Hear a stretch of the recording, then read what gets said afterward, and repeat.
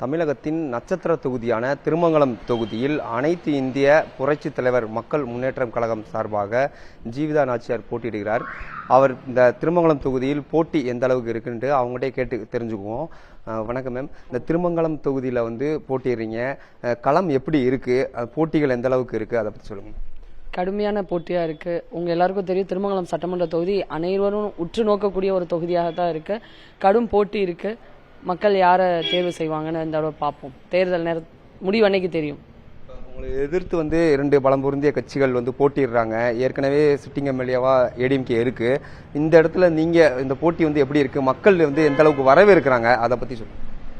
மக்கள் இதை சுயேட்சை வேட்பாளர் மாதிரியோ இல்லை புது அறிமுகமான முகம் மாதிரியோ எனக்கு இல்லை. அவங்க எனக்கு சொல்கிறாங்க, நாங்கள் இந்த தடவை உங்களுக்கு தான் பண்ணுவோம் அப்படின்னு. ஏன்னா நான் இந்த ஊரில் பிறந்து வந்தேன். மற்ற 2 வேட்பாளருக்கும் பார்த்தீங்கன்னா வெளியூரை சார்ந்தவர்கள். அதே நேரத்தில் 2 பேருமே அவங்க தனி நபருக்காக இங்கே ஓட்டு எதுவும் போடலை. மக்கள் சின்னத்துக்காக தான் ஓட்டு போட்டாங்க. எனக்கு நல்லா இருக்குது.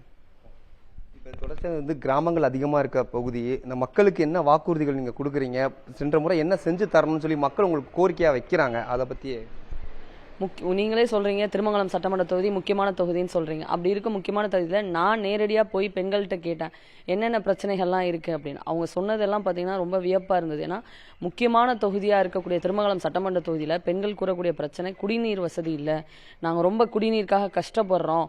சில ஊரில் நைட்டு லைட்டு இல்லை, கண்காணிப்பு கேமராக்கள் இல்லை, ஊருக்கு ஒரு கேமராவது இருக்கணும், அது கூட கிடையாது, பெண்களுக்கு பாதுகாப்பு இல்லை, நாங்கள் போயிட்டு வர கஷ்டமாக இருக்குது. ஆக அடிப்படை பிரச்சனை கூட இங்கே சரி செய்யாமல் தான் இருக்குது.